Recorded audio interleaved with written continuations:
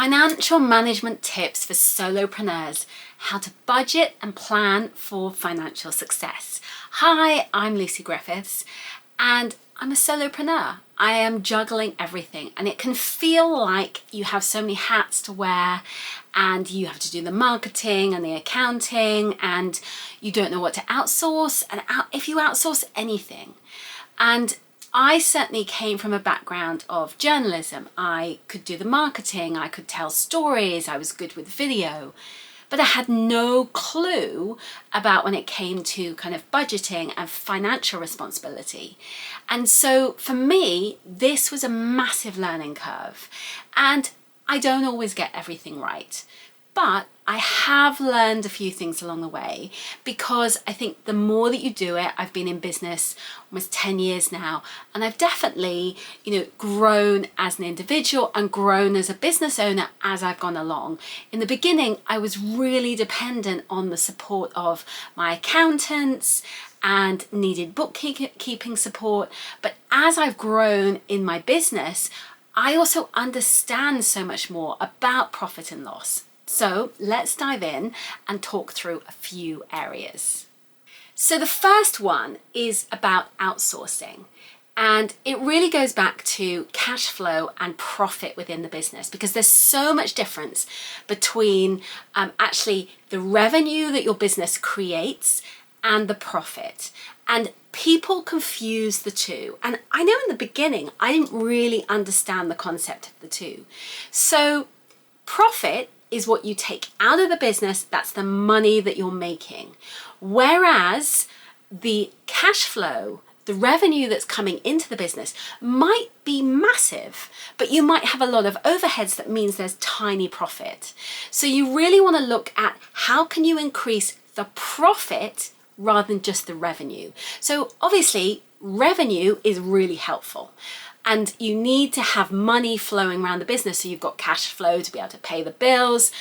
But if you're not making profit at the end of the day and you're just on the hamster wheel and you're just working really hard and money's coming in but it's going out again, then that isn't working as a business and you need to rethink things.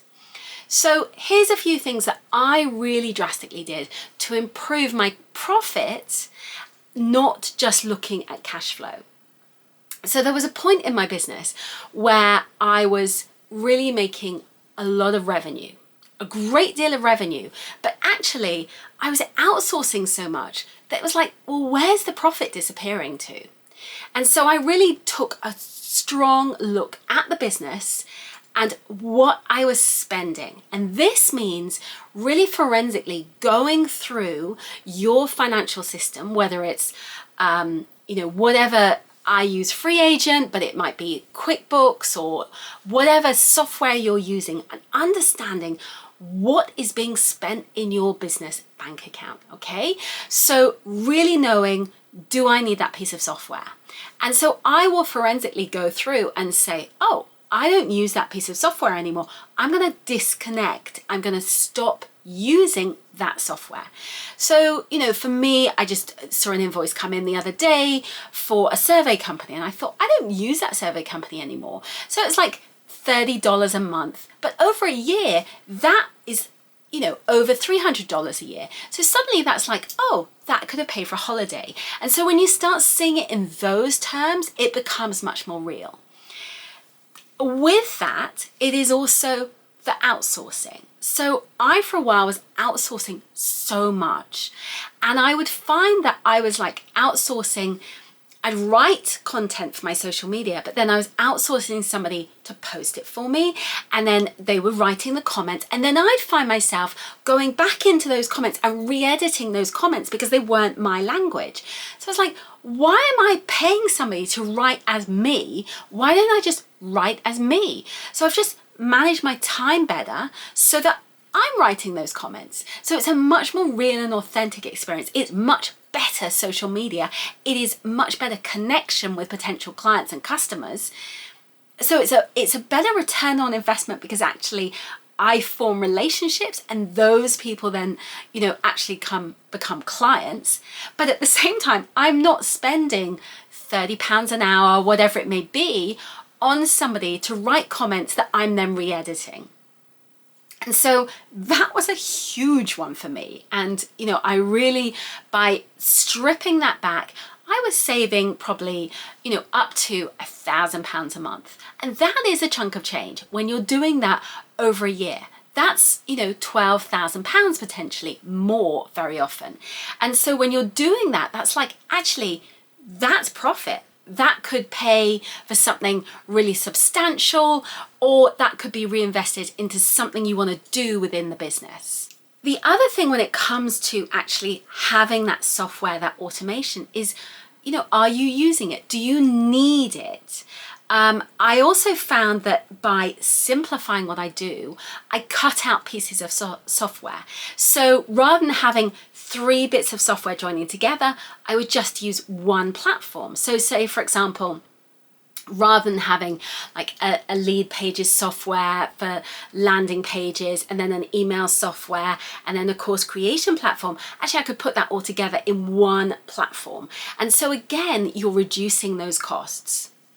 On top of that, there are other ways that, you know, if there's a particular piece of software you really like, why not be an affiliate for that piece of software? So you talk about it and you make money for people buying into that piece of software as well. It's also really worth looking at the 1-year annual plan as opposed to a monthly cost, because you can save yourself several, you know, good $500, maybe $1,000. If that's on several pieces of software, you are saving maybe $2,000 overall in the year, but that goes into your bottom line. That is profit that you are making because you are just being more forensic with how you spend your money. When it comes to outsourcing, there is such a myth about outsourcing and how it's going to save you.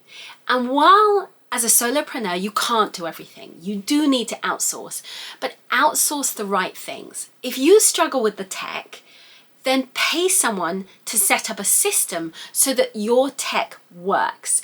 But once they've set it up, they don't need to work with you until the next project. It's not like you need an ongoing cost of that person. And so it can really save you a great deal of money and resources to look at it that way. And I certainly have found that I am much better to invest my money in that rather than struggling and, you know, getting frustrated and wanting to throw my laptop out the window, rather than other things where I used to think, oh, I'll do that. Oh, you know, and you fall for the marketing spin of, oh, I need to learn this great thing. You need to learn how to be a good copywriter. That's really important. But do a course to learn how you can be a good copywriter. And then you are the voice of your business, rather than feeling you need to outsource that on a constant basis. And then finally, one of the key things is actually months of the year.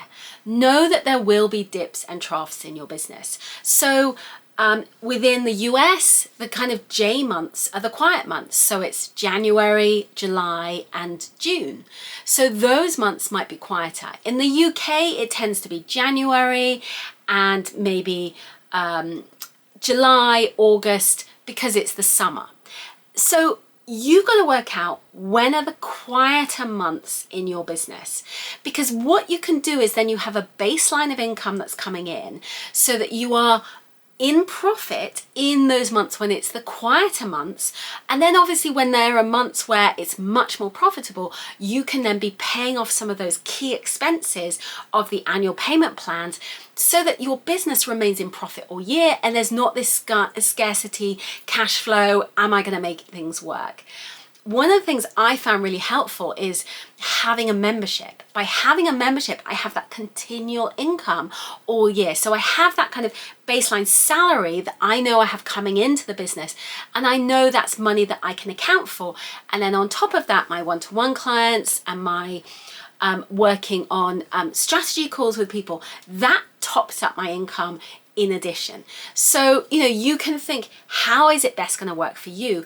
And so this means that you can account for your P&L, your profit and loss, much more effectively, and you know where you are with your business. So you feel much more confident, and you know, it's a much nicer place to be. I hope you found this video useful. I share lots of tips and strategies to help you build and grow an online business. And I would love you to stick around. So please click that button to subscribe, and I hope to see you again soon. Thanks so much for watching. Bye, bye, bye.